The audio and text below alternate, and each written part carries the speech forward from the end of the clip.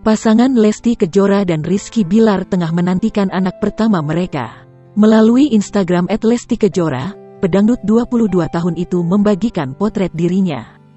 Lesti terlihat mengenakan gaun panjang berwarna merah muda, serasi dengan hijabnya.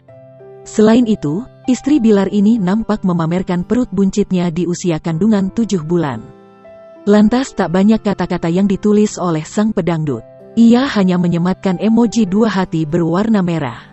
Kendati demikian, potret tersebut ternyata menuai komentar positif dari kerabat dan sahabat, termasuk sang kakak, Benny Mulyana Sopian yang meninggalkan komentar berupa emoji hati merah.